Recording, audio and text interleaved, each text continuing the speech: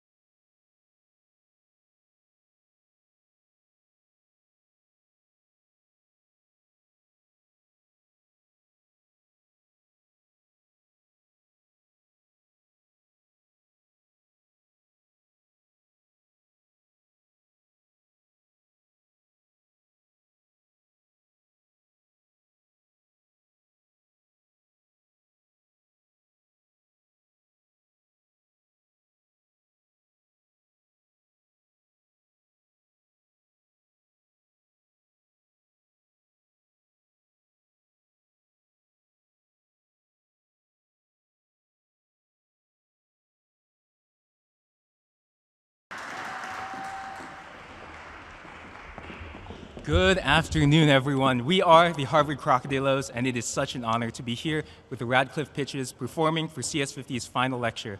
Congratulations to everyone, and we hope you'll enjoy this, our tribute to CS50.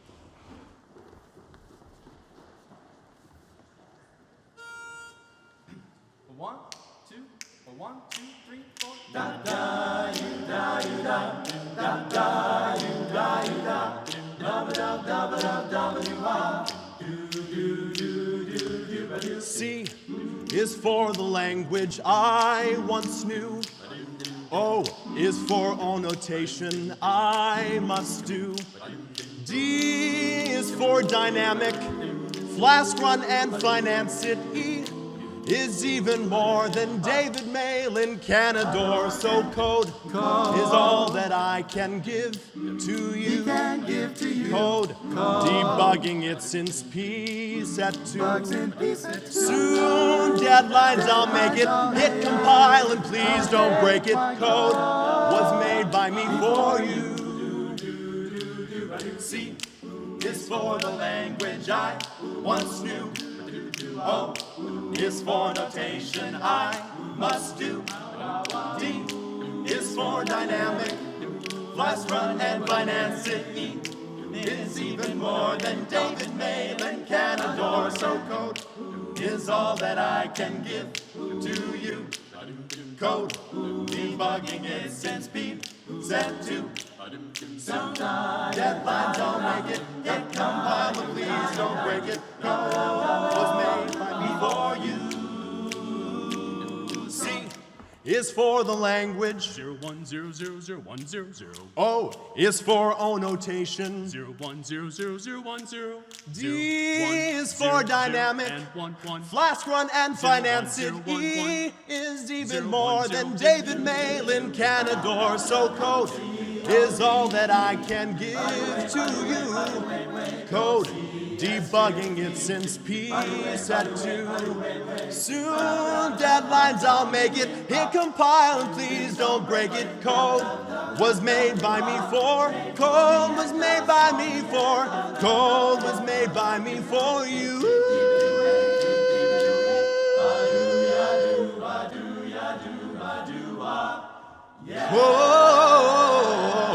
All right.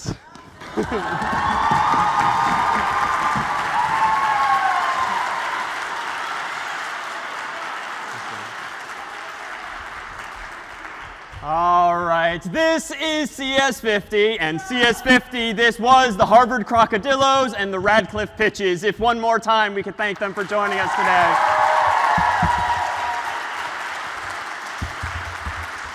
So this is already week 10, our last, and indeed among the goals for today are to hopefully give you all the more of appreciation of truly just how far you've come. Recall that in week 0 we began with this visual here, whereby it was described, this class, as a bit of a fire hose, whereby drinking from that fire hose, or really a fire hose from a water fountain, is not unlike getting an education down the road too. And so this is to say that if you're feeling like you didn't quite get it all down, like that's actually okay, and that's to be expected. And even if you felt that with each passing week 0, 1, 2, all the way up now till 10, it never really ever got easier, perhaps, just consider that what was once hard, like Mario and like getting Hello World to compile, is indeed the right measure of the delta between week 0 and now in week 10. In fact, you might recall that again in week 0, 2/3 of your classmates had never taken a CS course before. Now, of course, you all have. And indeed, if you think back to this final sentiment from week 0, that indeed what ultimately matters in this course is not where you end up relative to your classmates, but where you end up relative to where you yourself began. So I would take some pride, take some satisfaction, take some relief, even though a little bit more work does remain, at really just how far you've come since that week 0. And recall that in week 0, we literally started with just 0s and 1s. And by now, many of you might have gleaned that these 64 0s and 1s have been spelling something week by week. In fact, today is our very last message here in binary, encoded on stage. But then quickly we introduced Scratch, and we started to assemble some building blocks of programming, loops, conditions, functions, and the like, but without all the distractions of semicolons and curly braces and all of that, which admittedly we introduced the next week when we introduced you to C. But even now that we've transitioned to Python, hopefully even those kinds of curiosities or confusions are hopefully starting to just get more familiar. And so you finally start to see the missing semicolon as opposed to spending time on that kind of struggle. Recall, too, that in week 2, we started talking already about memory and like how you can manage things in arrays that later became, of course, in Python lists. The week after, we talked not only about debugging bugs in code, but how to debug those same programs. Thereafter, we started talking about algorithms, and we took a step back from code and looked at the bubble sorts and the selection sorts and the merge sorts and all of the searches as well that go hand in hand with that. And indeed, this ultimately is what a lot of problem solving moving forward is going to be about, just solving problems with some form of algorithm. And you have so many different languages in your toolkit now with which to approach problems like those. We talked thereafter about pointers, which are not likely to come back in any modern languages that you now use, but hopefully you have all the better of a sense underneath the hood of like what's going on inside of the computer, so that when you're designing something, you're using something, something crashes, you at least have a mental model for what's going on, and it's no longer that week 0 black box as it once was. I mean, you built things like this. Think back to week 5 when you built your own hash table, and those things are everywhere. Key value pairs, whether it's in Python or in C, or if it's now in CSS and JavaScript, and even HTML, like that principle of key value pairs is really everywhere. And so, of course, now code doesn't necessarily have to look like this. It now wonderfully looks a little something more like this. But eventually, you're probably not. I'm not going to use Python anymore. Something new and better is going to come along. But odds are, like a lot of the building blocks from these past 11 weeks are still going to be useful for wrapping your mind around those new worlds. And indeed, SQL, we introduced you a little bit too. And even if you don't feel yourself yet an expert, hopefully you have a sense of like what you can do with it and what problems you can solve. It's, of course, a better alternative to something simple like a spreadsheet. And now, of course, like web stuff is everywhere, whether it's on your laptop or desktop, or even a lot of the mobile apps that you use on your phone, even though they're native applications, like you install them from Google Play or the Apple App Store, like they're implemented increasingly with HTML, CSS, and JavaScript, but they're put in a little rectangular window so you don't even notice that that's actually really just an embedded browser. And then, of course, you can build things as you might for your final project that too might very well be web-based if you go that route. I mean, I'm still clinging to like the very first like web app I ever made years ago. But honestly, I do that in part because I was just so darn proud that like I taught myself how to do something and it actually worked and was used by other people. So whether it's just used by you or your classmates or your roommates or your family or your company down the line, there's a great sense of satisfaction that comes despite all of the pain that might be along the way when you just can't see or fix that bug. Now, of course, we'll transition, as you'll see in the coming days, to empowering you to code client-side as well. Up until now, you've been using our own VS Code installation in the cloud, which is nice because you got up and running super fast in week 1, focusing only on code challenges, not on technical difficulties. But among the goals now, if you so choose and want to program after this class, even if you never take another CS course before, you can use these same real-world, de facto standard tools on your own Mac or PC. And so pictured here is a screenshot of like VS Code on the Mac. And even though, yes, you're going to have to like jump through a couple of more hoops to just get Python or some other language working on your own Mac or PC, like that's what programming is ultimately going to be about. And we deliberately transition you to this at term's end so that now you have 11 weeks of more comfort under your belt with which to solve sort of silly technical support headaches that might have been deal breakers so many weeks ago. So there's still more to be done in the coming weeks. And indeed, a support structure, therefore, the CS50 Hackathon, of course, will be this 7 p.m. till 7 a.m. opportunity to dive into your final project. Well, really, continue diving into your final project, ideally at that point, alongside classmates, perhaps your project partners if you're working collaboratively. And awaiting you will be such memories and excitement, hopefully, as these, even as you then turn your attention back to your final project. There, of course, will be several meals during the day, culminating with 5 a.m. Shuttles to IHOP, the local pancake place, if you are so awake at that point. Or even if you get there, this is not an uncommon sight, as you might recall from week 0. And then lastly is the CS50 Fair, which is finally back after a couple of years now of it not being on campus. And this will be an opportunity for everyone to present their final projects to passersby, classmates, faculty, and staff, and really just delight in what it is you created on your Mac, your PC, your phone, in the cloud, or anywhere else. And indeed, it's just going to be an opportunity to bring your laptop to a shared space or your phone and introduce your project to passersby, such as might appear, and ultimately celebrate what you all accomplished. And indeed, will you be handed at the CS50 Fair your very own I Took CS50 t-shirt, which I dare say I'm still wearing all of these years later. And so you too will have that ahead of you as well. So for what's on the agenda today, we thought we would not only look back but look forward. But first, we wanted to thank so many of the team members that have been helping both on stage and off, who've made this course and these sections and so much more about CS50 possible. Of course, the building that we are now in, there's a whole team downstairs in Memorial Hall who helps us get set up and organized each day. Our thanks to them. There's the Education Support Services team who makes everything look and sound so well down here, especially when we have all of the more microphones as well. Our friends, the Harvard Crocodillos and the Radcliffe Pitches most recently. And then, of course, CS50's own team. CS50's own favorite restaurant, Chang Shou, down the road. Indeed, if you find yourself in Cambridge for the next 1, 2, 3, 4 years, or visiting from out of town, do pay a visit to our friends just down the road. And in fact, we'll have our very last CS50 lunch this Friday if you're able locally to partake. And then there's CS50's own team, both on stage and off. And my thanks truly, because not only do they make everything run so smoothly, they capture it for students here who might not be physically present here, for our friends down in New Haven at Yale, and certainly for anyone online who might be tuning in as well. And then lastly, wanted to thank, of course, the huge team of your classmates, your peers that make CS50 possible in sections and office hours, tutorials, and more. Allow me to share with you the outtakes so that even we, the teaching staff, sometimes struggle with computer science. Here are some of the clips that we captured when just passing packets via TCP/IP a while back. You saw the nicely polished version, but here are, if I may, if we could dim the lights, are some of the outtakes. Nothing good? Buffering? Okay. Josh? Nice. Helen? Oh! It's Monica. No, oh, wait.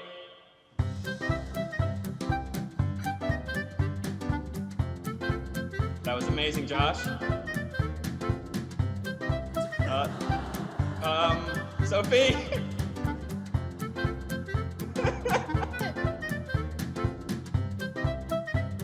Amazing. That was perfect. Moni? I think I... Over to you all. Oh, nice. Guy? That was amazing. Thank you all. So good. Indeed. And at moment, if we could, just one round of applause for everyone who's helped out this semester.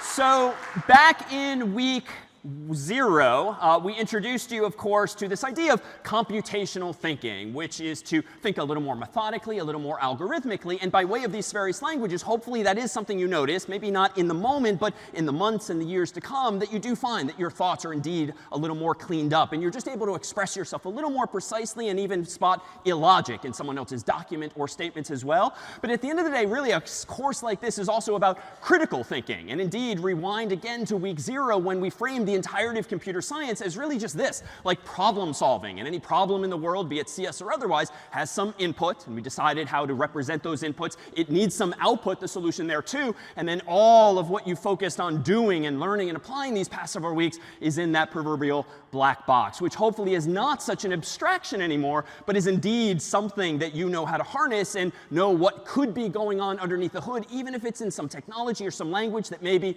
we ourselves didn't cover, because a lot of those first principles remain the same. Now, along the way, we talked about the quality of solutions to those problems. We happen to focus on correctness, just does it work, design, which is a bit more qualitative and subjective, and then style, the aesthetics of it all. And these two are characteristic, maybe not with these same words, of just how you might write or evaluate other creations in life, be it physical or written or the like. So think about, too, as you solve problems, just how you can sort of frame for yourself, like, am I doing a good job or not, by quantizing it along these or perhaps other axes as well. And we thought we'd highlight just 2 topics from that week 0 that have really been manifest for the past several weeks, namely abstraction, like taking complicated things and ideas and trying to simplify them so that we can sort of operate at this level and like solve problems we care about without getting into the weeds of implementation details, so to speak. But there's this tension because you know now from all of these different languages that code is fairly unforgiving. I mean, even omitting a stupid semicolon sometimes breaks everything.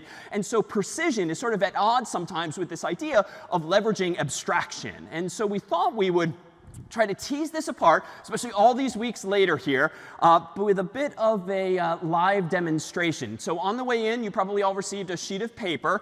If not, but someone near you did, just tear theirs in half and borrow half a sheet if you can, or any piece of loose leaf paper or the like will suffice, so long as you have a pen or a pencil. And for this, allow me to propose that we invite up maybe 2 final CS50 volunteers this semester. And like a lot of hands are going up in this. OK, a lot of hands. How about I saw the first hand there. Yes, who's pointing at herself now? Come on down. We just need the one hand for now. But come, oh wait. You'll be our number 2. Well, OK, we have way too many volunteers now. No, please, come down. Yes, in the black shirt. And if you guys, we'll do pair programming in just a bit. If you want to hang out in the wings here, we'll have our second demonstration as well. So, OK, now maybe a round of applause for our 3 volunteers. Oh, come on up first.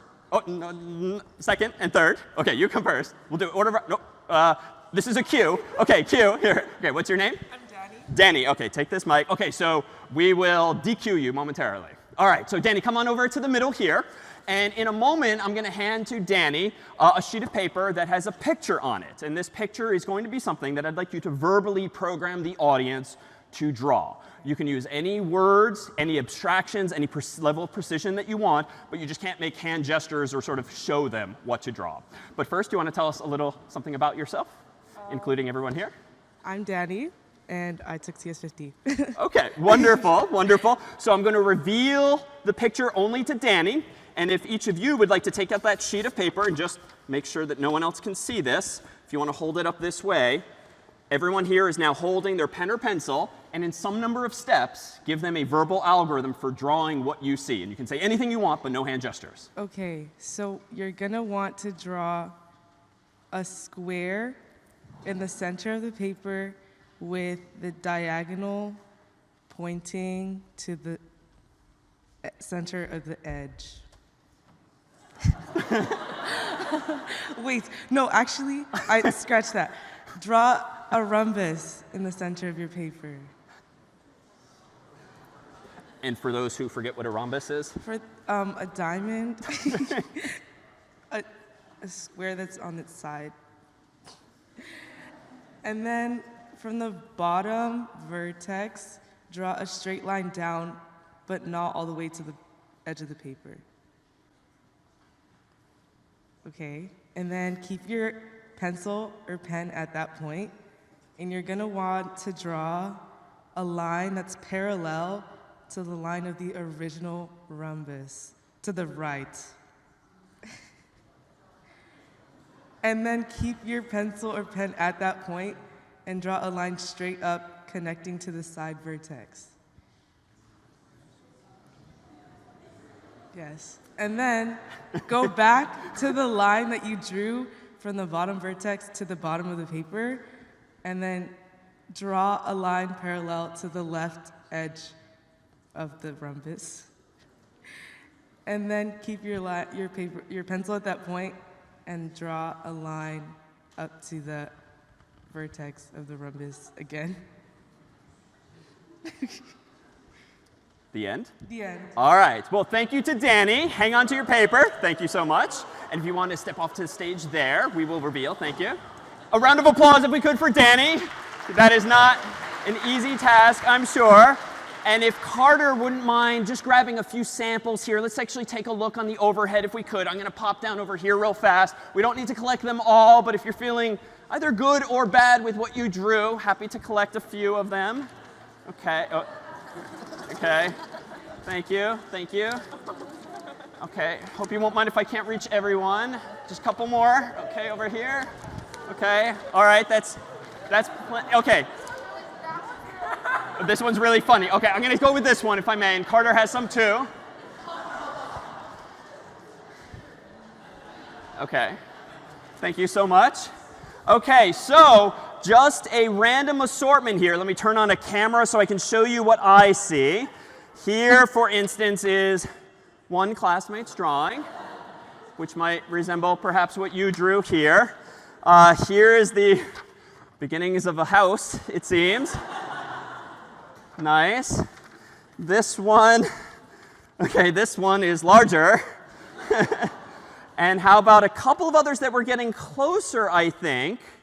Okay, so more edges and vertices there. This one seems a little similar in the spirit, if not proportional. This is Zach's, the best one. But it turns out, if I may, Zach, you're not all that far off. Here, Danny, is what you were reciting to everyone algorithmically. Indeed, it was this here cube. And so, Danny, can you come on back up for a moment? So if you'd like to share for just a moment, like, what were some of the thoughts going through your head, and why did you choose the words that you did? Okay, so what was going through my head when I saw the cube? I didn't know if I could say draw a cube. So I decided to start with the top, and so draw a rhombus in the center of your paper, and then draw a line down, and just like do the first part, then the second part, then the third part, and then you would get a cube, like Zach. Yeah, and so had you said, and you could have said, draw a cube, which would be more of an abstraction, even that's not necessarily sufficiently precise, right? Because you don't necessarily know what the orientation of that cube is, the size of it, the positioning on the paper. So you instead took a lower level approach, which is not unlike Scratch. If you think about Scratch being able to move up, down, left, right, turn 90 degrees, turn 15 degrees, and the like, I mean, that is ultimately how a lot of graphical programs and games even might be implemented, by really focusing at the level you do. But of course, there's this tension with us humans, whereby we prefer often to think at this level, but even that might not be sufficient. Which is to say, here in week 10, like, these are still going to be and are hard problems. But a hand, if we could, one more time for Danny for getting us that far along. Thank you so much. Let me give you a stress ball here. All right. And if we could have both of our volunteers come up here. We're going to have, yes, come on up. Come on up, and let me have you guys introduce yourselves in the middle here. Hi, I'm Evan. Hey there, I'm Sadiq from Turkey. Nice to meet you all. Wonderful, welcome. And this time we're going to flip it around so as to have the audience do what Danny just did for us. The only catch here is that the only means we have for showing the audience what they need to tell you to draw is like literally right above the chalkboard. So honor system here, that your eyes must stay on the chalkboard and not look up. And in just a moment, if you guys want to both stand in front of the chalkboard back to the audience, and as you're talking with each other, verbalize it through the microphone, if you will. I'm going to show everyone else in the room a second and final drawing, and we'll just go rapid fire around the room, give us one step at a time collectively, and we'll see if these guys can't draw exactly that same outcome. So, is there another chalk? What's that? Is there another chalk? Oh, just the one. So you'll have to collaborate, and let's give you a clean slate here, literally. All right. So, no looking up. That's the only rule for you guys. Here we go. For the audience, here is what we'd like them, ironically, to draw. Step 1 from anyone in the audience. Yes? Draw a circle. Draw a circle. Anywhere. Not anywhere. OK, that's step 1. Step 2, someone else. Yeah, in the middle.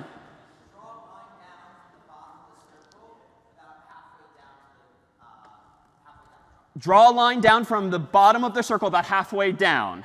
I think there was a hand in front of you, too. Number 3? From the point on the bottom, draw a diagonal line towards the left. So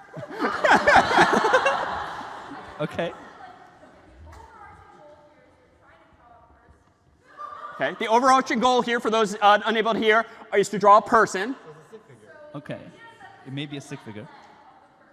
Draw the left leg of the person, of this person. OK, good job. All right, Okay. Next, step 4, yeah. Go to the vertex of the line going up in the circle. OK. And to the left, to the right, draw a V. OK, to the right of the vertex at the bottom of the circle, draw a V. A V. Like what V? Nope, not interactive. Draw a V. Well, here would. Right above. Yeah, it seems weird. Draw a V. Like, Let's get ready for maybe something like step 5. OK, we'll go with that. Step 5, someone else? Step 5, someone else? Someone else, yeah. Draw the right side of the leg. Okay. Nice. Step 6. Step 6. Happy face. 6. 6, yes. Erase the line that you have on the left. On the left, okay. Yeah. Okay, step 7, yes? Instead of like that line that was before going up, make it go down. Instead of that line before going up, make it go down. Okay, step 8. Step 8. Step 8. Yes? Connect that line to the hip. Not touching. Something like this, maybe. Okay, compromise. Hip. Okay. Yeah, not touching. Okay. All right. Something Step like that. 9, almost there, I think. Step 9. Step 9. Step 9. Yes, and back.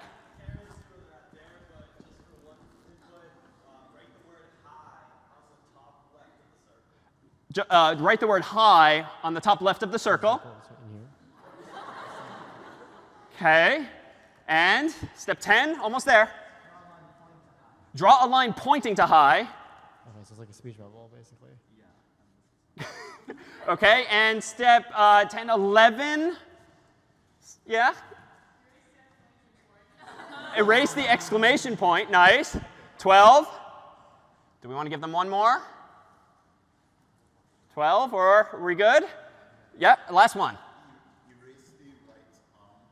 Erase the right arm. Okay, I think we're going to need a 13 then. And then? Yeah. Repeat the left arm, but rotate it by 90 degrees. Okay. That feels wrong. Wait, how would you like, as an organic human being, how would you put your arms? Because like, would you ever structure your arm like that? That would not be a stick figure. Would you do this or would you do that? All right, a little hint maybe. Get it. Give me a step 14. For step 14 and final. Step 14? I think we just got to tell them what to do. Step 14. Yes? Think of a walking mat.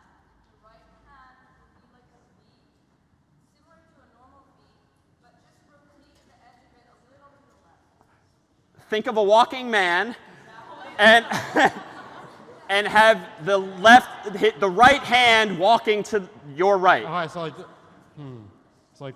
Where could the hand go? Where should the hand go on that arm? But what? Yeah, okay, yes, no. Yeah, I mean, look right here, look right here, look right here. Yes, sorry, thank you. 14 steps. That's pretty close, so congratulations to you guys, and thank you as well. All right, so, I mean, these things too are not, yes, a round of applause then, sure. So this is to say that these ideas of abstraction and precision and really every other term of art that we explored this term are sort of omnipresent and can be easier or harder to implement depending on exactly what the problem is. But what we thought we'd do now in our final day is try to now similarly prepare you for life after CS50. And this is really going to be a list of really potential to-dos so that you can stand on your own after the class's infrastructure, write actual code, and then we'll come full circle one final time with our friend Jennifer 8 Lee to look at the world of emojis and how they relate to all forms of representation that we've talked about up until now. So 1, how can you go about programming after CS50? So 1, you can actually install command line tools on your own Mac or PC. Perhaps unbeknownst to you, Windows has what's generally called a command prompt. Mac OS literally comes with a terminal program in your applications utilities folder. And so even if you've never run those programs, you've actually had a sort of blinking cursor, black and white prompt available to you. Might not have all of the same software installed as your code space in the cloud, but you have that command line interface even within today's graphical tools. And among the tools you can install within that command line interface would be something called Xcode on the Mac, which comes not only with a GUI, IDE, integrated development environment, but also those command line tools. And Microsoft for Windows has something similar as well.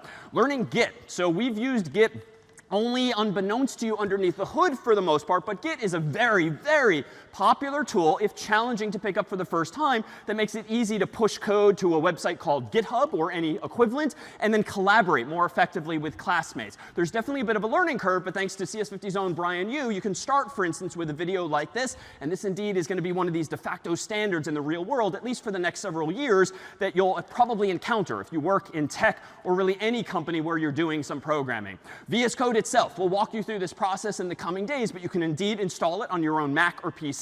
And what can you do when you write code? Well, you can certainly write software for your Mac, for your PC, for your phone, or of course, per week 9, you can host your own website, be it static, as in week 8, hosting it at websites like these, which generally have free or student-friendly accounts via which you can put something statically on the web at a real domain name that you might choose. Or you can host a full-fledged web app. And using student tiers on Amazon and Microsoft and Google's cloud services or others, you can sign up for, being a student certainly, a whole lot of free software, free hosting, so as to, if nothing else, experiment and perhaps maximally get your own app or website up and running. So know that those are resources available to you. And this is by certainly a non-exhaustive list. If you'd like to geek out in the coming months, in the coming years, these are just some of the places that people who take computer science classes, who write code, might tend to hang out and ask and answer questions of each other. So keep an eye, for instance, on these here. And then CS50 has its own communities, as you'll see. If you go to this URL here via the OpenCourseWare version of CS50, which is open to the world, is there a vibrant community, thanks to time zones, that's pretty much active 24/7, 365, talking about not only CS50 goings on and problem sets and projects, but really technology more generally as well. So certainly feel welcome to partake, either asking or answering questions. Now, speaking of asking and answering questions, a couple of weeks ago, you kindly gave us a whole bunch of review questions, which we culled through and picked out our favorite 20 of them. These, of course, were multiple choice questions. And in preparation for this week, in preparation for life ahead, we thought we would choreograph a bit of a quiz show here. And indeed, as you came in at the start of class, you might recall being invited to go to this URL here, cs50.ly, either here in person or if you're watching live from home at this URL here. You can use a phone or a laptop. And if it's easier on a phone, you can point your camera at this 2D barcode here. We'll give folks a moment to pull that up. And again, that URL was cs50.ly/poll. And once it looks like most folks have it up and running, our friend Carter here will help us dive into this review session, if you will, with a bit of fun along the way. All right, Carter, if you'd like to take it away. What do we have as our first question? You should see on your phone or laptop this same question being asked. The first question is, how do you print, quote unquote, hello world in Python? So among the possible answers are these here. Buzz in on your phone or your laptop. We've got a few hundred responses already. 7 seconds to make your decision. This is question 1 of 20. Go to it with some confidence. I think we're down to 0 on the clock. And Carter, it looks like 98% of you indeed said hello world. And Carter, per the check mark, that's indeed the correct answer here. Now, to make things interesting, know that you'll see some number of points. And we've deliberately anonymized it, so only you know what number you are. So a whole lot of guests have a perfect score of 1,000 at the moment. Hopefully, we'll see over the next several questions things start to bridge out. But know that the speed with which you buzz in will also factor into how many points you now get. So the faster you move, the more points you get. Question 2, if we could. What does DNS stand for? From just a couple of weeks back, domain number system, domain name system, data numbering structure, or there's no such thing as DNS. A few hundred responses are in. 8 seconds remain. Fewer points now, but still a chance to buzz in. And now, as we hit 0, the responses are these: domain name system, which is indeed correct. And 84% of you got that one correctly, and indeed exists. We talked about it a couple of weeks ago. So we're still seeing a whole lot of ties at 2,000. We'll see if someone starts to pull away before long. Question 3. What is the upper bound of merge sorts runtime? So that escalated quickly. Big O of n log n, big O of log n, theta, or omega of log n, or big O of 1. What is the upper bound of merge sorts runtime? That was the last of the algorithms we saw for sorting. And in 1 second, we'll see that the correct answer is just edging out everyone else. Indeed, 46%. It is n. I know, it's n log n. Now, if I may, as the teacher, it can't be log n, because log n is strictly less than n. And you can't possibly sort n elements unless you minimally look at or touch each of them. So it's got to be at least greater than n intuitively. We still have a whole bunch of ties. Let's move on to number 4. What is stored in argc? Back to the language C. Is it an array of arguments, the maximum size of an array, the count of arguments given to a program when first run, or how much memory is allocated to a function? Again, you wrote all of these questions, and we have 5 seconds for the reveal. argc is indeed the count of arguments given to a program when first run. Think back to C. When we did command line arguments, there was argc and argv. Argv was the array, but argc was indeed the count, the C in argc. All right, we still have a whole bunch of ties at the top here, but let's move on then to number 5. What is the duck debugger's favorite hobby? According to one of your classmates, dressing up like Dracula, swimming across the stage, filling up the entire bathroom of a guy's house, and sitting quietly on stage. The third, of course, is a reference to a YouTube video that was on the course's website that week. But according to your classmate, number 2, seconds remaining, sitting quietly on stage is its favorite pastime. So a little harder perhaps than the others. 5,000. Now we're starting to see some spread. So we only have six guests in contention for first place. And the next question now is 6. What is the function used to open a file in C? fopen, open, file. What is the function used to open a file in C? 7 seconds. There's some differences between C and Python here. And the reveal, it is indeed fopen. It's 77% correct, too. All right, let's see the rankings now. If you are guest 15, 9715, 6171, 3753, or 3273, you're now in the lead as we move on to question 7. How does Stirling compute the length of a string in C? It looks at how much memory the string uses. It counts the number of characters until it reaches \0. It counts the number of bits in the string, or it creates pointers for each character and counts them. 10 seconds. Stirling in C. Recall that we implemented this ourselves in class, but then we used the library thereafter. And indeed, with 85%, it simply counts the number of characters until it reaches that sentinel \0, aka null. And in this case, we have 5, 4 of you tied now for first. All right, question 8. Where does malloc allocate memory from? The stack, the heap, the pointers, or the temp? Where does malloc allocate memory from? Responses are coming in. 8 seconds. A good review question at that. In 2 seconds, we'll see that malloc allocates memory from, close one, the heap is correct.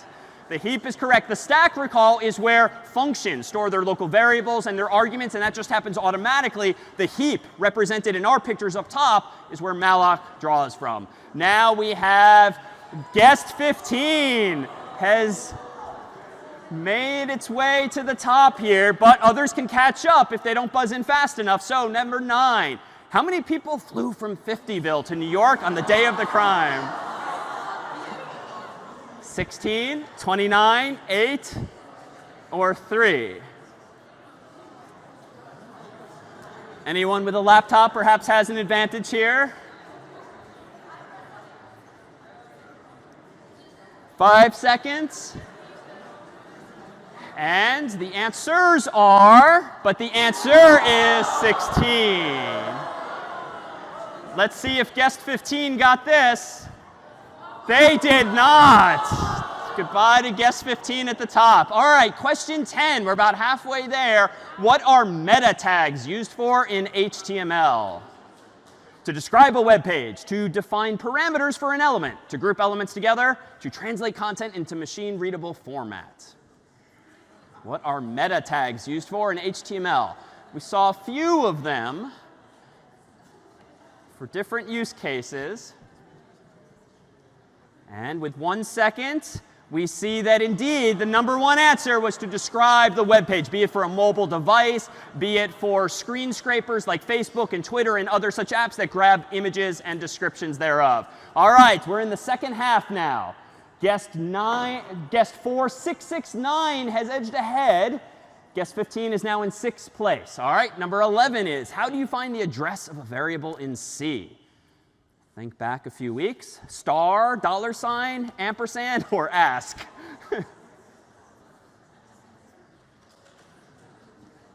From one of your own classmates, how do you find the address of a variable in C?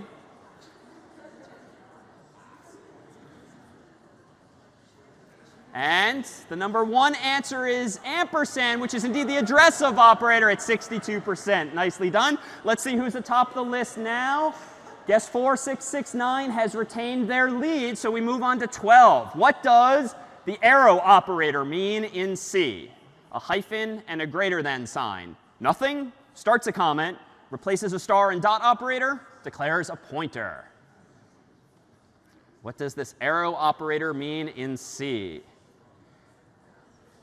Again from a few weeks back. 3 seconds. Harder assortment, perhaps. And it, replaces a star and dot operator. The number 2 answer was indeed correct. This was just a cleaner way, syntactic sugar, for collapsing what would be a star and then some parentheses and then a dot into quite simply something that looks like an arrow itself. All right, Carter, who's in the lead now? Still that same guest. And let's see what 13 has for us. Which of these is not a data type in SQLite? Blob, string, integer, text. We used a few of these more commonly than others, but not all of these are for real. It's 5 seconds to make your decision. And the results are blob is a thing, string is not in SQLite. It's, of course, called text, as we've seen it. Blob, as goofy as it sounds, is just binary large object, but indeed it's how you might store a binary file in your database. All right, the rankings now. Guest 8444 has eked ahead, so we move on to 14. Which of the following is a valid way to print exclamation point, exclamation point, exclamation point, exclamation point in Python? And I'll let you read these yourselves. Which is a valid way. Everyone got quiet and is thinking. All right. 6 seconds. A few hundred responses in so far. All right. And yes, nicely done. 78% is correct. You can use the star operator to essentially multiply the character at left. All right. Who's in the lead, Carter? We now have still guest 8444. And so we move on now to 15. What does the free function do? Deallocates memory from a primitive, deallocates memory at the given pointer, terminates a loop, or returns a value from the function. What does the free function do?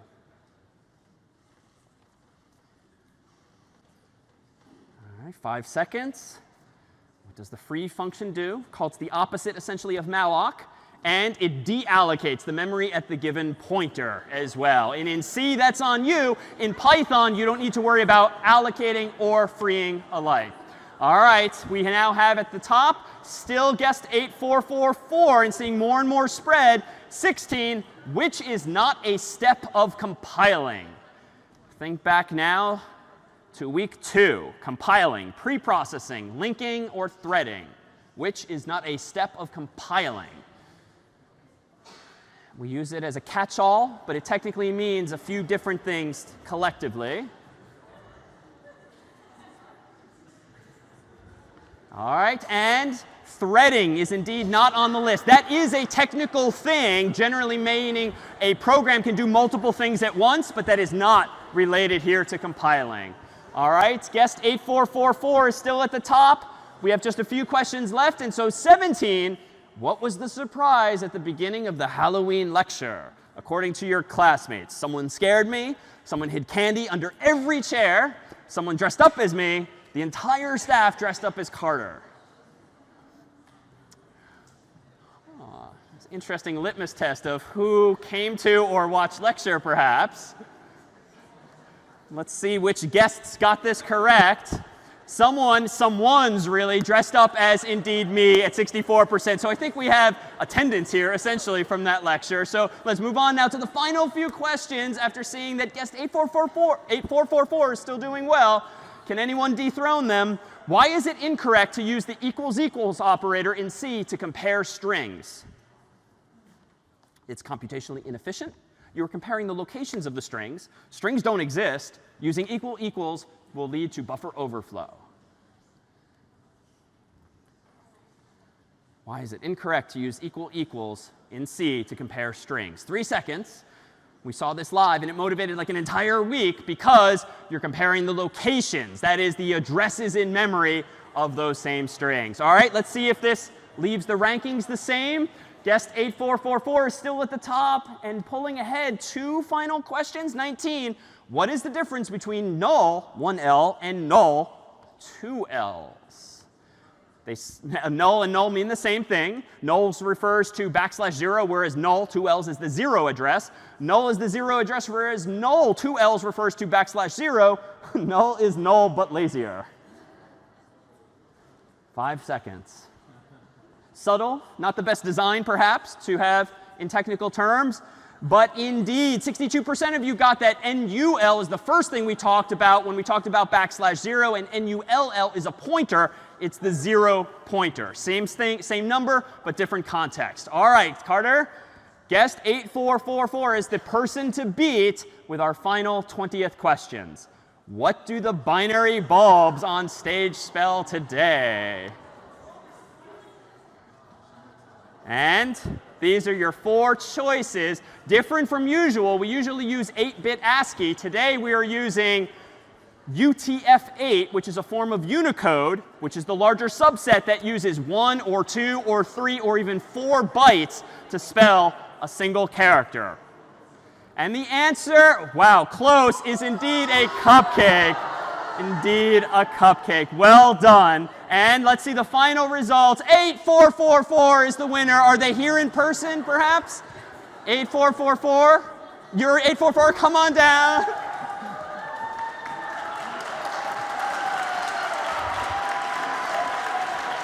Thank you. There you go. Congratulations.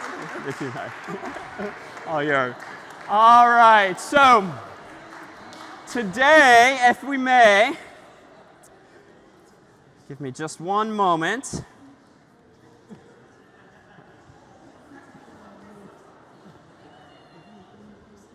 All right.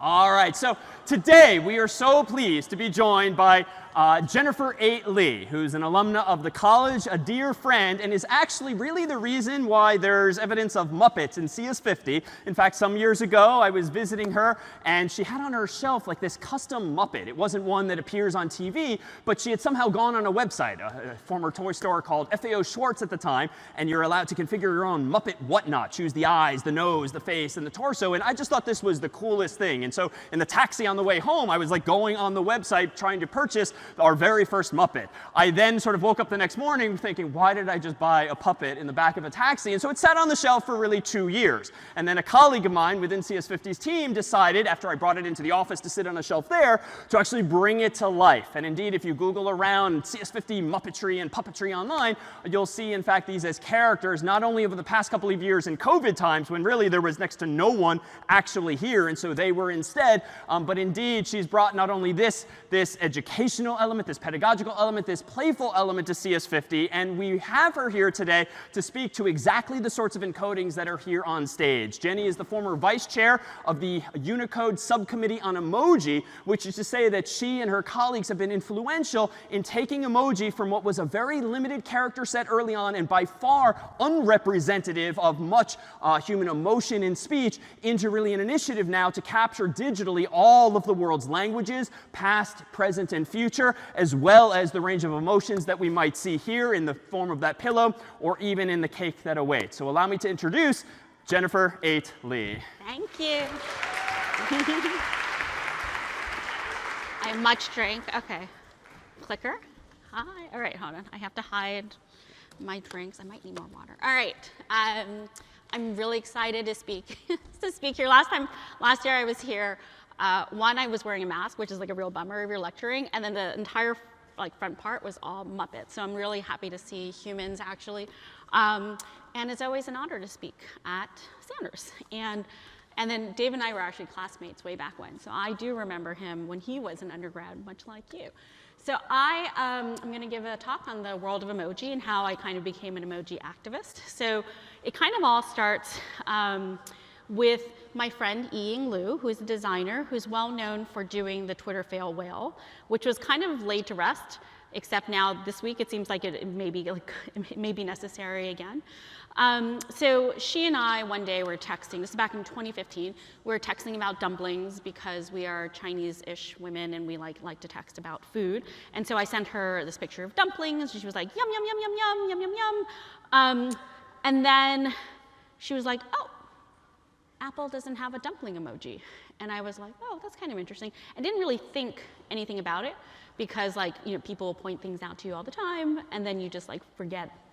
You just move on. But then half an hour later, on my phone appears this dumpling with heart eyes, and you don't see it in because it's a still shot, but it actually had blinking eyes, so she liked to call it bling bling dumpling.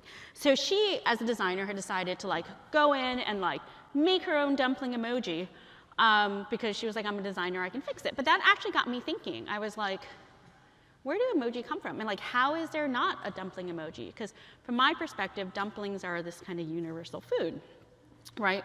So, and there are a lot of Japanese foods on the emoji keyboard. And I was not, this was back in 2015, I was not a big emoji user at all. So, I mean, you have things like ramen, you have bento boxes, you have curry, you have tempura, you even have kind of obscure kind of foods like this things on a stick, turns out to be fish things on a stick. Then this pink and white swirly thing is also a fish thing. And there's even that triangle rice ball that looks like it's had a bikini wax, all well represented on the emoji keyboard, but no dumplings. And it's very strange because all cultures kind of have their dumpling, right? Whether or not it's khinkali or ravioli or empanadas, essentially everyone sort of discovered the idea of yummy goodness inside a carbohydrate shell, whether or not baked or fried or steamed. So I was like, okay, I literally Googled, I was like, who controls emoji? And you discover that they're actually regulated by a nonprofit called the Unicode Consortium.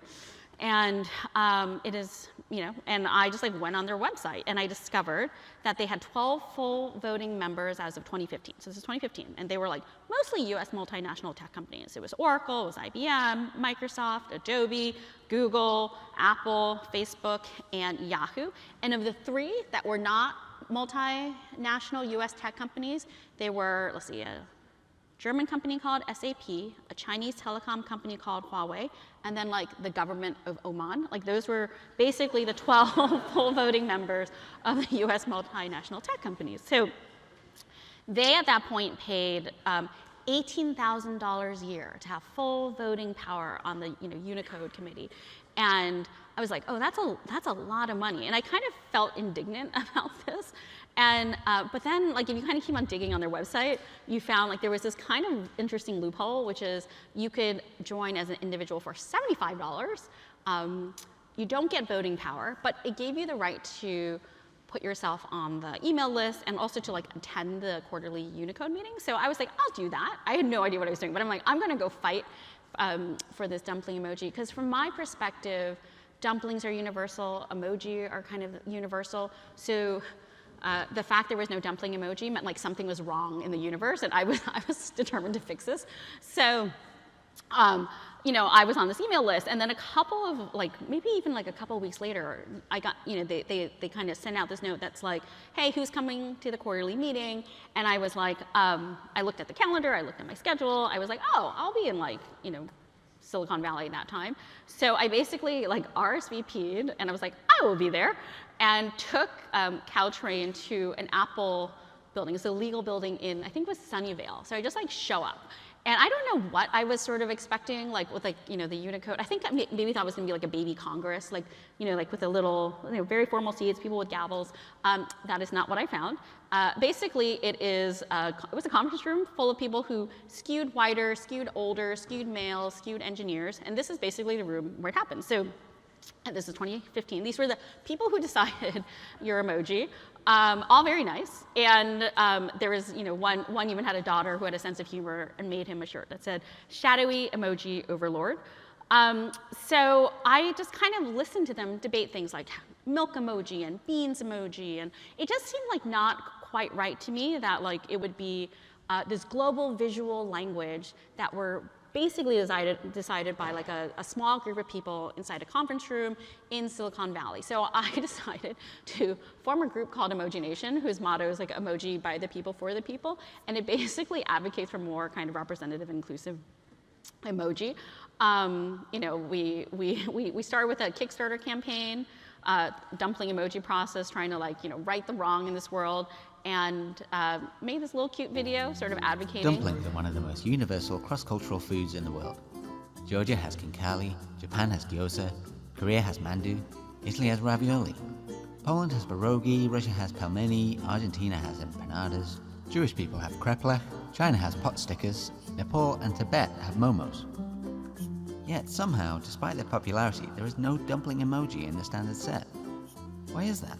Emoji exists for pizza, tempura, sushi, spaghetti, hot dog, and now tacos, which Taco Bell takes credit for. We need to right this disparity. Dumplings are global. Emoji are global. Isn't it time we brought them together? Oh yeah, and while we're at it, how about an emoji for Chinese takeout? So I did put together a dumpling emoji proposal. I wrote this, I remember Thanksgiving Day 2015 on a plane. And actually, and we got it passed. Basically, dumpling, takeout box, chopsticks, and fortune cookie. I have to say, I don't think fortune cookie would have made it on its own merits, but it kind of like slid in on the coattails of the other ones. And so these were the proposals as we submitted them, and then these are the ones that kind of exist now on the Apple keyboard. And I have to say the dumpling looks really, really realistic. Oddly realistic, and whereas like the fortune cookie I think is like a big fail, because first of all there's like it has no gap. It looks like a dead 3D Pac-Man, so I'm very disappointed in the manifestation of that, but that's okay. And so it's kind of interesting, like what is the process of getting an emoji passed? And I will sort of walk you through it. So first of all, you come up with your idea, right? And then you kind of write this proposal, and then you submit it to the Unicode Emoji Subcommittee, who then kind of gives you comments and then sends it back to you, and you kind of go around and around in a circle. So these are things that we consider. So somewhere in there, I also like fought my way on to the Emoji Committee, and then also became a vice chair. It's sort of a extracurricular that's like completely run amok in my life. So things that matter, popular demand is a frequently requested emoji, multiple usages and meanings. So that's actually kind of very important for something like, you know, certain animals have meaning. So we did, you know, sloth a while ago, and that also has not only the literal meaning, but sort of like connotations. There are visually distinctness, it can be recognized. So this was a blocker for one of the emoji that I have worked on before, which is cave, which is kind of hard to do. I think, you know, meaning-wise is pretty good, but it's really hard to get a cave down in emoji sizes. And then it filling a gap, completeness. So a good example for that is like for some reason for many years we had red heart, yellow heart, green heart, blue heart, purple heart.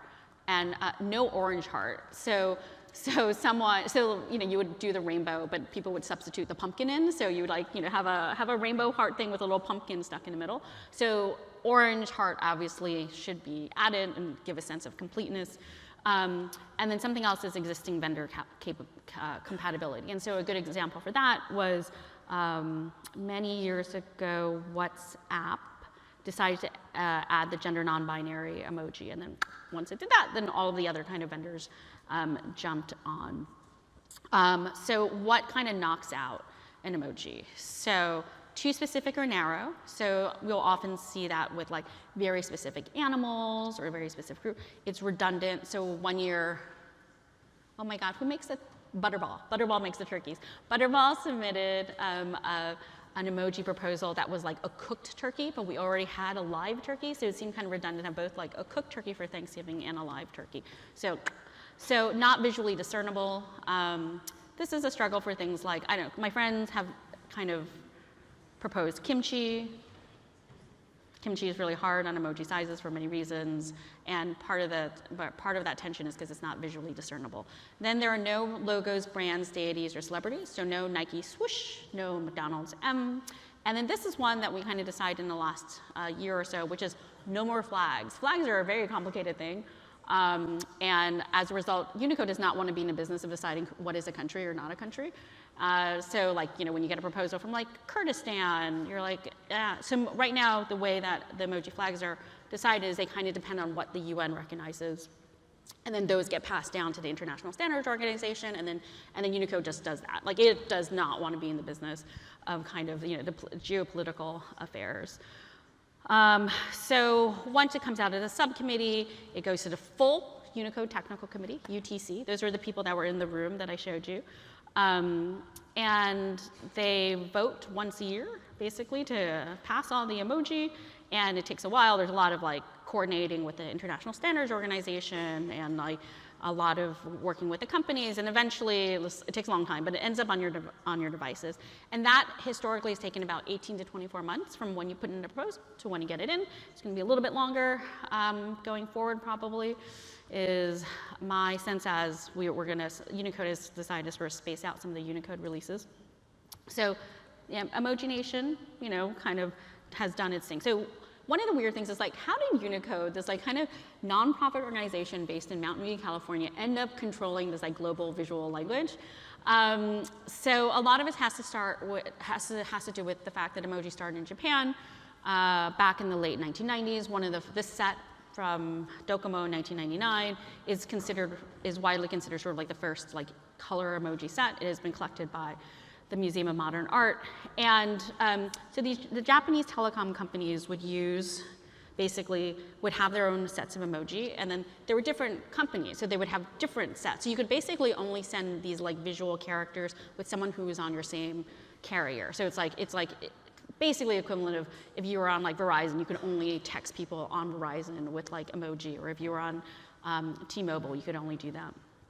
So at a certain point, they decided the Apple and Google came into Japan. They wanted to start selling smartphones, and they realized that it was a hodgepodge of systems, and they wanted to unify it. And so in 2007, they went to Unicode, and they're like, okay, help us unify the emoji, basically all the emojis so that we have one standard system. And part of the reason is why Unicode? Because Unicode basically has this mission, is to enable everyone speaking every language on Earth to be able to use their languages on computer and smartphone. So it basically unifies all written languages into one ginormous set. And that was not the case, actually, when I was growing up. There was a point where, like, if you were Japanese on Apple, that would be different than Japanese on DOS, or like Chinese or Arabic.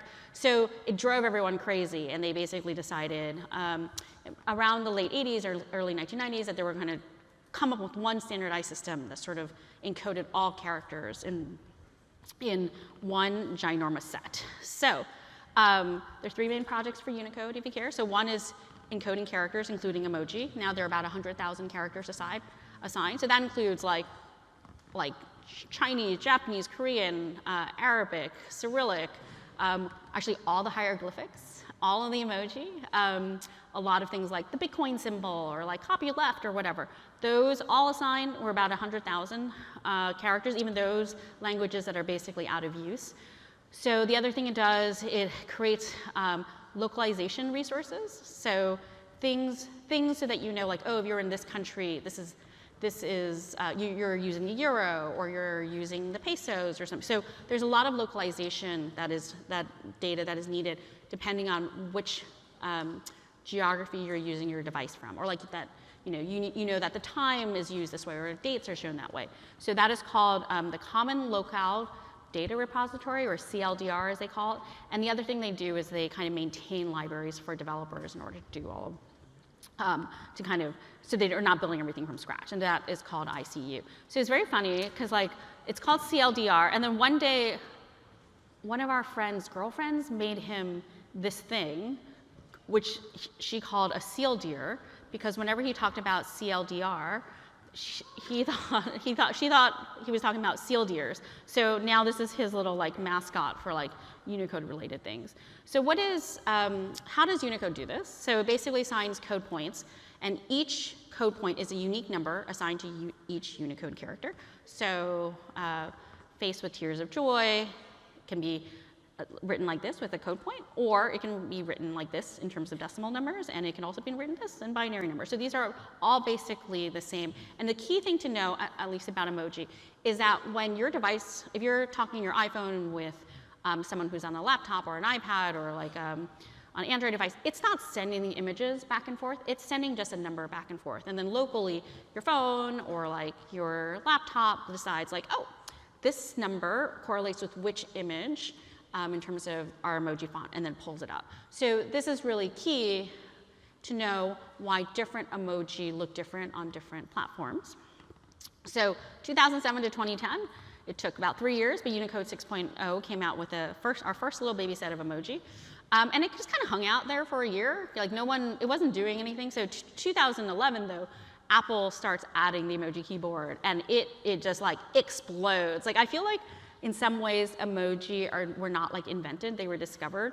They like obviously touch something very, very primal to like our human desire to like communicate in like little colorful glyphs on electronic devices. And you kind of have, what's kind of really interesting is like the ambiguity that comes with what emoji kind of mean. And so one of the, this is one of my favorite emoji. It's sort of like an upside down smiley face, very, very ambiguous, clearly very ambiguous, because if you start typing into Google, like the top hits are like, what does it mean from a guy? What does it mean from a girl? Like it's clearly something that a lot of people are using in like complex situationships between each other. So, so one of the fun things is who can propose emoji. Technically, anyone can, anyone here can, normal humans can. We have basically Google Doc, or Google form that we throw up historically between April and August in the last 2 years. So this is one of our favorite examples. This is Rayouf Al-Humeidi. She was a 15-year-old Saudi Arabian girl who was living in Vienna at the time that she proposed the hijab emoji. And then, then she was like Time magazine, like, coolest teens. Like, she got like a whole bunch of different things. She got into Harvard and Stanford, and she went to Stanford. So this is a proposal we got. Then there was a group of folks from Argentina who got the mate emoji, kind of, sort of similar to their national drink. Then we worked with, there was a nonprofit that really wanted to like get a menstruation emoji. And so what they proposed to begin with was like bloody underwear. And I was just like, no, so many different reasons why this is a terrible emoji. But so we did get blood drops, and then you could do moon and blood drop, or underwear and blood drop. There's a lot of different ways. Actually, it's really funny because I was polling my friends beforehand what they would use to indicate menstruation before there was a blood drop. So there was like red wine. There was like kind of that rose with the like falling petal. And then my favorite is actually my friend who used a Japanese flag as a way to indicate that she was having her period. So one of the biggest contributors, this skin tone emoji, appeared, I think, in 2015. It was amazing. And it was proposed by a mom, Katrina Parrott. She is an entrepreneur and a mom who was just like at home one day, and her daughter comes home and is like, you know, I wish there were emoji that looked like me. And her mom was like, that's great, honey. What's an emoji? And so she, like me, I guess, Googled and just figured out that Unicode-controlled emoji, and she just came up with a proposal saying we should not only have the yellow, skin tones. At that time, everything was sort of Simpsons yellow. It's really interesting to see how race and like nationality are like depicted in different parts of the world. So originally in Japan, everyone was yellow, but these were the so, by default, everyone was just like human or Japanese, but they had like a couple things that were like not. Like one was you had a blonde person, so there's an emoji called like blonde woman or whatever that represents all Westerners. Okay, so that was one. And then they have one that's like an Indian guy with a turban, so that's supposed to represent Indian people. And then there's like a guy with a little little hat that's supposed to represent like Chinese people. So that was the Japanese view of race, which was like default. Then you were like blonde Western, Chinese, or Indian, and that is all there was. And obviously in the United States, we care a lot about race, and then so she came up with a system with 5 skin tones.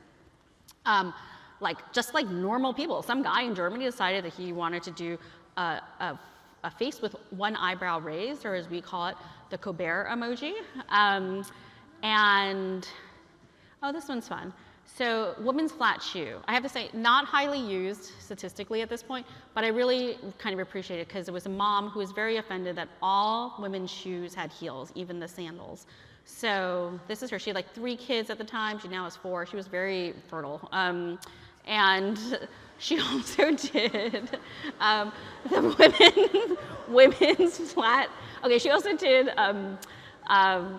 one-piece bathing suit because she was also offended by the fact that the only kind of bathing suit you had was like this like little itsy bitsy polka dot bikini thing, which is not great if you're like taking your 6-year-old. So I have to say that got passed, but like it didn't go over like super well with everyone. So Unicode, because it's very public, submits things for comments. And we got this comment back. So one-piece bathing suit. Why? A person wanting to indicate the use of swimwear can't use existing bikini? Is this really necessary? What about a Victorian bathing costume or a wetsuit or water wings? This is like literally in like the records. And I do not encode. And so the person who did this is actually very impressive. He's actually the person who created the middle finger emoji. And actually, if you've ever seen the Vulcan emoji, the Vulcan hand emoji, he's actually very active. And I have to say, this is actually, I think, one of the more impressive emojis. So obviously, we have a lot of active debate. Sometimes you get like whole countries submitting. So literally the government of Finland, as in like their equivalent of the State Department, their diplomacy kind of thing, submitted a proposal for sauna. And these were so creepy and so weird. So much is wrong with this. But I felt where they were coming from. First of all, like, they're naked. They have club feet.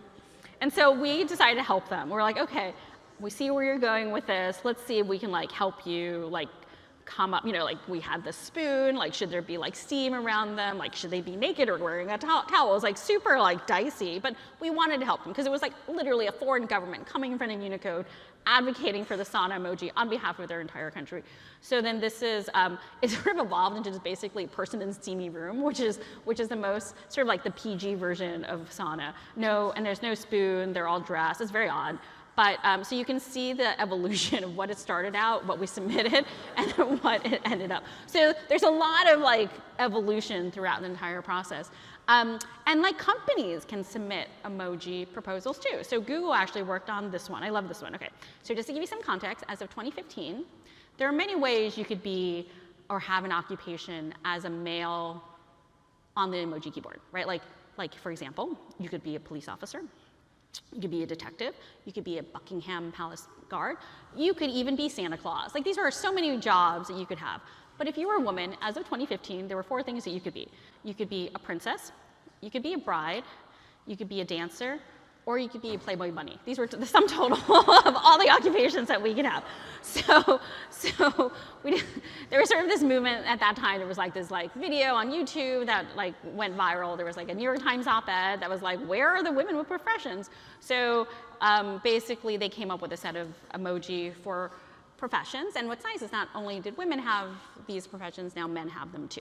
So of Emoji Nation emoji, these are some of the ones that we've worked on. I think about 130 of the emoji on your keyboard probably came through, touched our system in some way, including, I have to say, microbe or virus. I think I have the opinion that every emoji has its day, right? Like it might not be like today, it might not be next year, but I have to say virus was not doing anything. Then came 2020, and that was like such a good moment for it. Along with soap, we had also done soap. So, you know, among the other emoji that we have worked on are starry, mooncake, llama, like teddy bear. There were no toys. I felt really sad for toys. We have like giraffe. There was hut. Bubble tea. Bubble tea was very controversial, actually. I have to say, we tried to slide it in originally with the takeout box and the dumplings, and it was, people were not happy. And I understand that, because there's not a lot, like compared to like beer or wine, like bubble tea does not have a long history on this planet. But I will say that they submitted again, actually kind of originally proposing that it was not just bubble tea, but like a black ball and milk and tea. It was kind of cool. And I have to say, there was definitely a generational divide between like the Asian women who sit in that room and are like, this absolutely is a thing that we consume like almost like every week of our life. And people who are a little bit older who are like, that looks like a parfait. How do you not know that's a parfait? And we're like, we absolutely know it is not a parfait. And so it got in eventually. So it does sort of influence, it kind of shows like who is in the room influences, you know, the decisions that get made, or sometimes in the room, now sometimes more likely in the Zoom. I actually have to say beaver emoji. If you see beaver emoji, that's one of the ones I'm most proud of. So that is actually co-authored by a professor here at Harvard who is both lesbian and was married to a woman from Canada. So it was very important to her to get the beaver emoji passed. And she promised me it would always be the first line of her bio. So, and indeed, if you go to her Twitter handle, it's like Joan Donovan, creator of the beaver emoji, is head of research at the Shorenstein Center at the Harvard Kennedy School. It's pretty impressive. And then we did greens. Actually, greens was really interesting because people, this was also like a generational cultural thing. People were like, why do we need greens? We have salad. And I was like, we're Chinese, we don't eat raw greens because like you don't know where it's been or if it's clean. So we cook our greens, so salad is not something that we have. So eventually I got my greens, and so that was kind of fun. And then, so these are some of the people who sort of have contributed to our little Emoji Nation things, including a number of Native Americans who helped get feathered. So why do I care? So part of it is because I'm Chinese. I grew up speaking Chinese and English at the same time. And it's really interesting to see like Chinese and English characters in terms of emoji and Chinese together, right? So this is fire, you have like fire characters, and now you have the emoji things. And it kind of shows that there is a longevity in the human experience of something that was designed 4,000 years ago as the same visual cues in the human experiences as now. So mouth, tree, moon, sun. You can mix and match them, which is super fun. So, you know, two trees, kind of make a forest. Oops, sorry. Oh, well, okay. Then the moon and sun together means bright, which I like. I like this one. So if you stop and you think about this, so this is basically a pig under a roof. And what does that mean? It does not mean farm, as you might think. It actually means home or family. So in the Chinese kind of structure and outlook on the view, it's like where you keep your pigs is actually where your home is and what your farm is. So it gets kind of weird in all kinds of ways. So one of my favorite radicals, so this character means woman, ni, and as I was learning Chinese, you kind of notice like how it shows up. So this is a woman underneath a roof, and you're like, oh, it means mom or wife or like whatever, like home. It does not. It means peace, because things are at home when the woman is, or things are at peace when the woman is at home underneath a roof, which I always thought was a little bit odd. Then there is also woman plus child. So you're like, oh. And actually specifically boy child, the connotation there is a little bit unclear. So you're like a woman plus child, family, mom, you know, whatever. It is not, it means good. So the standard for goodness in ancient China was a woman who had a male child. So that kind of just like irked me. growing up. And then, 3 women together means evil, which is like very like Macbeth. This character means greed. This character means slave. This marriage, let's see, I think this one is jealousy. And this means adultery or betrayal. So like definitely not loving the way women were portrayed on the emoji keyboard. So in case you're wondering, we just came out with a kid's book called Emoji that kind of compares emoji and Chinese. And I think they sent out a bunch of books so that you guys can do some kind of contest like later on with CS50. But the mixing and matching is really interesting, right?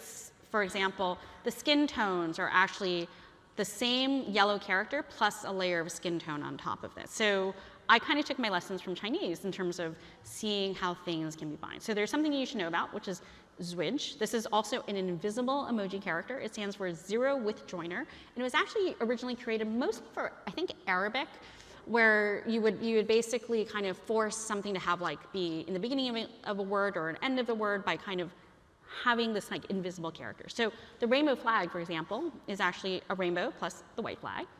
And we could have all kinds of fun combinations. If you look at polar bear, it actually is, if you have an older device or it breaks apart, it is bear plus snow, which is really cute. It was, originally I had bear plus white, and then we decided that bear plus snow made a lot more sense. So another one, this is new. I think you guys should have it if you've updated your phones in the last year or so. So mending heart is heart plus Band-Aid. What is this one? Oh, this is interesting. There was a breastfeeding woman for a long time, and people felt like there was not gender parity. It was actually really interesting. All the people who wrote in and were like, I want to be a dad showing that I'm holding my baby. Why is there only a woman holding my baby? So we kind of created a whole set. So this is man plus bottle.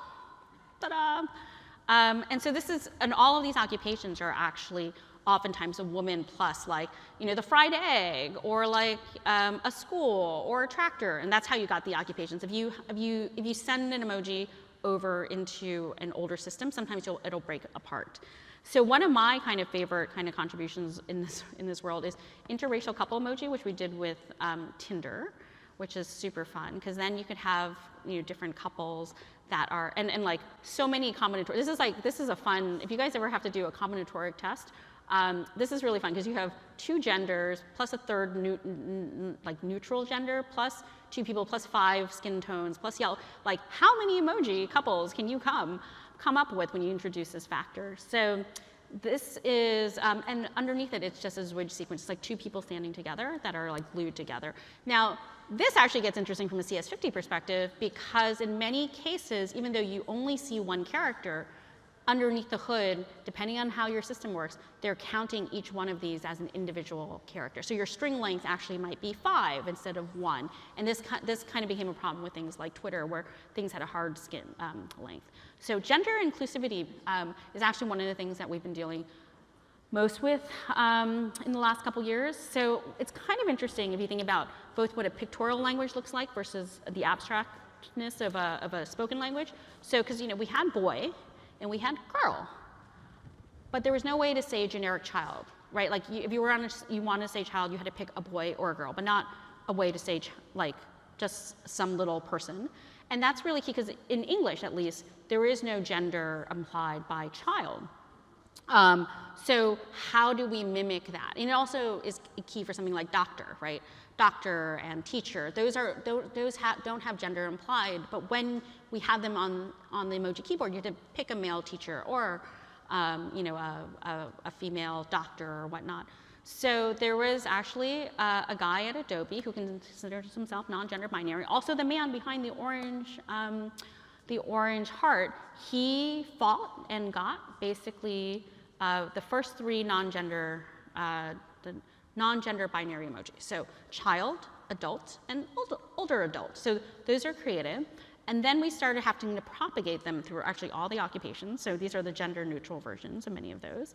But then we got into this whole thing where every emoji that had a gender originally had to be mirrored. So originally we had bearded man, and then we're like, okay, well, we actually have to get bearded woman. So that is on your keyboard. There is pregnant woman. There is now pregnant man, which is interesting. there is, woman in a bridal gown. There is now man in a bridal gown. And then there were ones that actually had to be created that were neither man or woman. So this is a mer person. So there was merman, there's mermaid, and there was mer person. It was really interesting to figure out, like, how do you draw a gender neutral mer person? Like, a bunch of them in the beginning actually had the arms crossed around sort of the chest. Monarch, so there was prince and princess, and now there is monarch. And one of my favorite actually is there was Santa Claus, and there was Mrs. Claus, and now there's MX Claus. Like, the name of this character literally in Unicode is MX Claus. So I feel like it's sort of like a very official enshrining of gender non-binariness in like the world. Not everyone loved it. New York Post did not love this. They're like, we're getting into like emoji woke wars. So some emoji stats for you. This is very fascinating. This is sort of like the general distribution. By far, the single emoji that you use more than anything else is the face with tears of joy. About 10% of all emoji sent is that one character. And then number 2 is heart, red heart.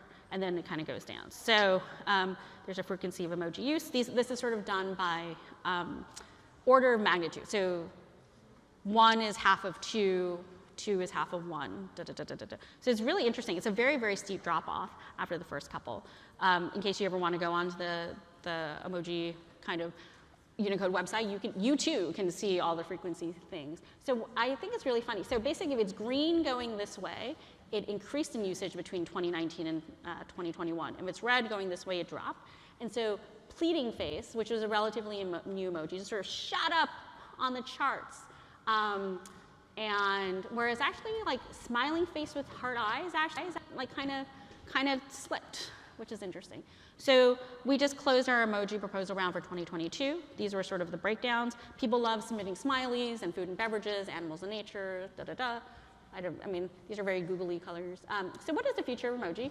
I will tell you because we just had a meeting 2 weeks ago, so I can now publicly talk about it. So historically, there was this whole idea like Unicode doesn't want to be in the world of like encoding glyphs for like devices everywhere. Like there was a very controversial when it started doing that because mostly what Unicode used to do was we take an existing language, could be dead, and then it would just take it and digitize it, right? It took languages that existed and just digitized them. And then when it kind of wandered into emoji world, suddenly it's like deciding what deserves to be, like an emoji decides to be digitized. So trying to get out of it, and they have proposals over time where it's like, oh, maybe we should like come up with a way to just send pictures back and forth where it's a fixed picture and you like use a hash so that we would look at the picture and then like go do a lookup somewhere. Like that did not go over well. Then there was actually a really interesting proposal I kind of like, didn't go over well, which is using something called the QID, which is in the Wikipedia world. So in Wikipedia world, items all have numbers across the different language Wikipedia. So Obama, human, Earth, they will have an ID number so that the page in English and the page in German and the page in Chinese all know that they're pointing to the same thing. So one idea came up like, why don't we use the numbering system? So we can use like Eiffel Tower and see the number and then like, oh, people know like, oh, you're trying to say Eiffel Tower. That did not go over well. So those are both of those proposals seem dead as of yet. And it's too bad because you'll see kind of what's happening. Okay, so what's coming in 2022? So these are the emoji that I actually sort of thought they would be on your phones by now, but because we're in mid-November and they usually update early November. So 3 more hearts. People love hearts. Like wing, blackbird, goose, birds also, purple flowers, jellyfish, moose-faced donkey. Donkey was a little bit late for the kind of elections. Ginger, pea pod, wireless, conda, shaking face. Folding hand fan, that one was interesting because when people first proposed it, they proposed it as like an electric fan and that didn't, like, who knows what electric fans will look like in 100 years? Because the thing is, once an emoji, always an emoji. They never retire. So they're always looking for things that have a visual longevity. Floppy disk do not actually do that. So there's always like, we don't want another floppy disk. And then hair pick is interesting. So there was a whole debate about how to convey like African hair. Like the curly hair that they introduced a couple years ago was supposed to do that, and most of the vendors actually have it in a sort of Afro-y way, except for Apple. So there's a lot of complaints, but Hairpick was sort of an interesting way. It means both comb, but also has sort of an interesting historic connotation, and it's been around for about 2,000 years. A couple of music things, maracas and flute. Beyond 2022, one of the things that's going to die, oops, can I go back? No, I can't. Oh well. We're going to retire the family emoji. They didn't go over so well. There were so many of them. Combinatorically, if you had everything in you know, all the races, because you wanted to have skin tones, because you didn't want to imply that families can only be one race. It was such an ordeal. Essentially, we're all like, no one uses them, and there's so many, and it's like the fonts, like in terms of the load, is like too large, so they're just going to make them all into like basically little like bathroom symbol type folks. So I think those will disappear. What's actually really interesting about the family emoji is they had when they introduced the family emoji, they had gay family emoji, and the Russian government went berserk. And actually, you can Google this in 2015, you'll see a bunch of articles about like the Russian government considering it homosexual propaganda to youth, and there was a big debate about whether or not they were going to ban Apple devices and whatever. So you can see a lot of the media coverage from that time, but I thought it was really interesting how upset a national government can get about little pictures on your phone. Another thing that's on the agenda as of a couple of weeks ago is directionality in terms of emoji. So as you know, most emoji kind of just flip one way or another. And the reason why it matters is because not all languages run in the same direction. So for example, Arabic. So we are used to left to right, but a lot of languages go right to left. And this kind of changes the meaning of emoji. For example, right to left. I send this a lot to my friends when I'm flying from the Bay Area to New York. If you do it from left to right, however, that is what it looks like. So it looks like you're in the Bay Area, but the plane is still going that kind of up and to the right, and then now it looks like you're going from New York to the Bay Area. The other place is like, oh, it's a girl and she's running really fast, right? That is right to left in our world. Wait, left to right. Sorry. That's supposed to be left to right. And in here it would be she's like behind like pollution or something like that. So sorry about it. So an example, this is actually in the proposal. Like in one case, if it's left to right, you're running away from a line of cars. In the other one, it's a warning to not run behind car fumes. So they are trying to figure out like how do we mirror a bunch of the emoji. But the main thing that I think sort of, I don't know when it's going to happen, I'm really hopeful it's going to happen, is trying to come up with a system that supports little stickers in line that don't need Unicode. So this is like Slack or on Twitch. You can embed little pictures in line, and all the vendors have to get together and agree to come up with a standard way to do that. They have not yet come up with that, but that is sort of one of the ways that Unicode wants to back away from actually being like a global regulator for like little colorful glyphs. And so if you ever need to reach me in my emoji world, you can find me Jenny@emojination.org. There will be it will be actually a while, I think, before we see a next generation of emoji showing up in keyboard. It used to be like every year they would get new code points. It might be a little bit less than every year now as they work on things like directionality over time. So that, if anyone has questions, you can ask questions. You can find me afterwards. I think I feel like there's supposed to be some hubbub right now about maybe microphones, but maybe not. But maybe I'm just done. And if there are questions, or if David is around, I'm happy. I'm happy to answer any questions that folks have. Yes. Yes. I was wondering, what were your thoughts on like the Emoji movie? So the question is, what are my thoughts on the Emoji movie? You're talking about the Sony animated one. Yes.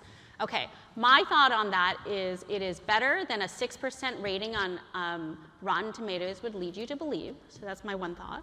And my next thought is that that was a rush job from an animation perspective. That was about 18 months of, whereas a typical animated movie takes 4 years. So in my spare time, I also produce movies and documentaries. So one thing that is key to know about movies and animated movies, and this is very important, they take a very long time, but you can always fix it because you haven't shot anything.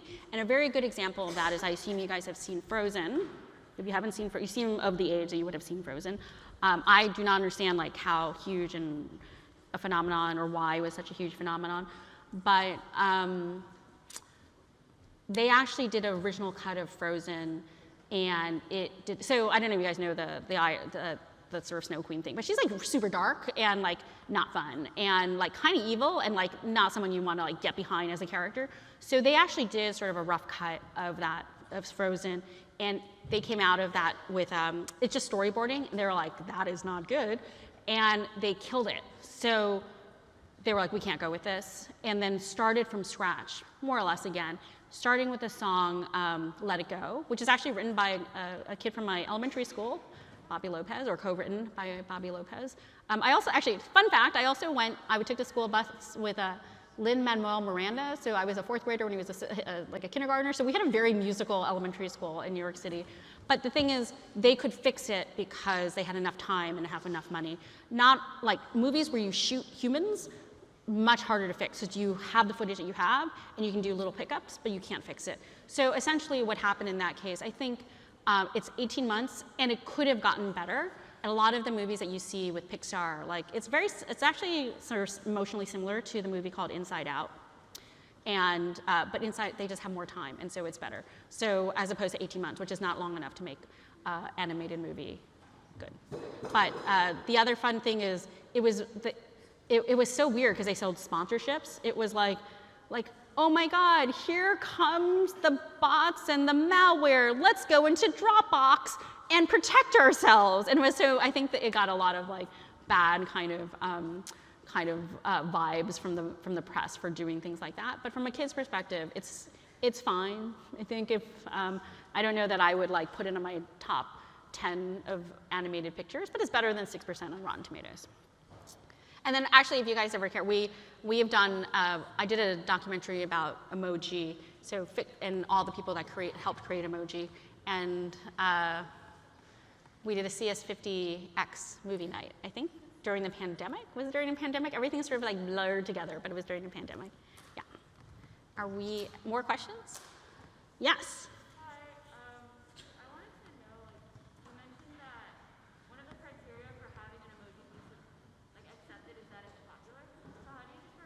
Where there's demand, yeah. Yeah, that's a very good question. Yeah, so the question is, one of our criteria of getting an emoji accepted is to sort of demonstrate demand. And how do we demonstrate demand? And I would say it's in a pretty clumsy way, actually, at this point. So the main thing that you have in our current proposal process is we have a median emoji, which is elephant. So elephant is like, if you stack ranked all the emoji for popularity, elephant is like right there in the middle. And it's also a concept that's like universally understood across all languages. So elephant shows up somewhere between 500 million and 700 million in Google search results. Like if you type it into a laptop, you'll see, elephant, 500 million search results. And generally you're trying to, when you're comparing your term to elephant, you want to see very roughly how many Google search results, Bing search results, sometimes Instagram. So actually something that was really surprising to me was someone proposed hummingbird. I think hummingbird is a good proposal. And, but if you look at hummingbird, it's only like 21 million in terms of the stats, so, which I thought was like very surprisingly low. So that's one of the main ways that we kind of see like, is it also visually used and all of that, yeah. Any other questions? Are we good? I didn't even need my water or anything. Oh, and I'm gonna take a picture. I'm gonna take a picture because now you guys are actually human and not Muppets, so I'm very, very excited about this. So I will send this to like my blockmates and be like, I just lectured at in Sanders Theater. All right, well, my thanks to Jenny Lee. Thank you. Yeah, you can stay up here if you want. Give me 1 second.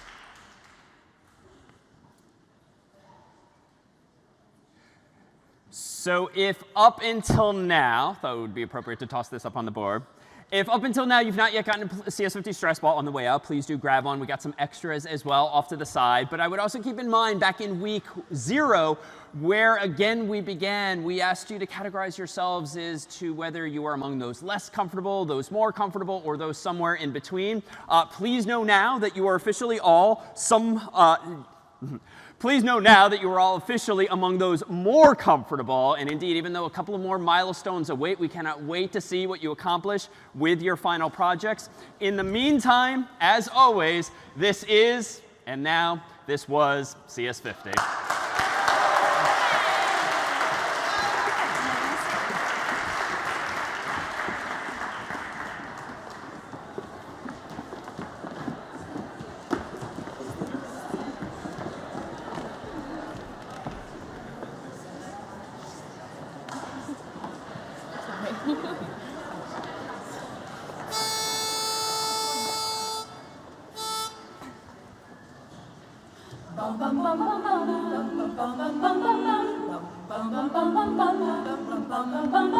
Mr. Sandman, when I enrolled in CS50, I'll say truth be told, I thought I'd be a real coding hero, because I did so well on B-Set 0. Sandman, it picked up so fast, turns out that C is harder than Scratch. Hello world and goodbye sleep, because this is CS50.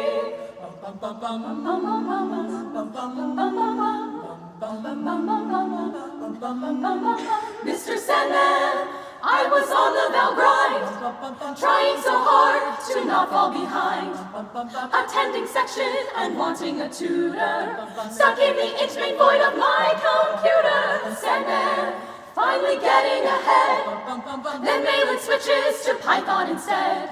Why we spend 5 weeks on C? Because this is CS50.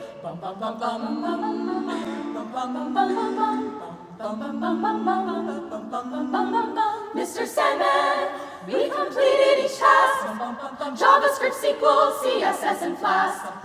With every language, our minds had to reset. Don't get us started on that finance preset. Sandman, now on week 10, my friends asked if I would do it again. I replied, obviously, because this was CS. No more pieces.